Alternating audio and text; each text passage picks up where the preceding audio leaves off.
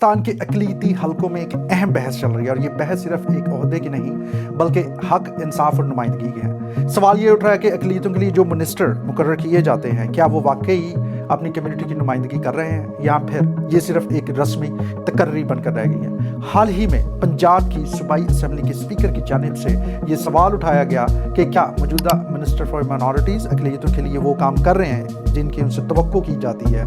اس وقت کے صوبائی وزیر رمیش سنگھ اروڑہ، جن کا تعلق سکھ برادری سے ہے، انہیں بہت سے سخت سوالات کا سامنا کرنا پڑا اور ساتھ ہی ساتھ ان کی کارکردگی پر ان کی سرزنش بھی کی گئی۔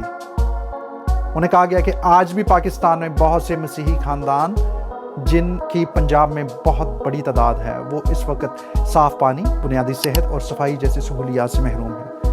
لوگ شہروں کے اندر کچی آبادیوں میں انتہائی مشکل حالات میں زندگی گزار رہے ہیں۔ تو پھر سوال یہ ہے کہ فنڈز کہاں جا رہے ہیں، ترجیحات کیا ہیں ان کی۔ یہ ایک اہم نقطہ جو سامنے آیا کہ منسٹر صاحب نے فنڈز کا ایک بہت بڑا حصہ ورشپ پلیسز پر لگا دیا، جبکہ ان فنڈز کو کمیونٹی کی فلاح و بہبود جیسے پانی، صفائی، تعلیم اور رہائش پر خرچ ہونا چاہیے تھا۔ عبادت گاہیں اپنی جگہ اہم ہیں، لیکن جب لوگ بنیادی ضروریات سے محروم ہیں تو ترجیحات کا درست ہونا بہت ضروری ہے۔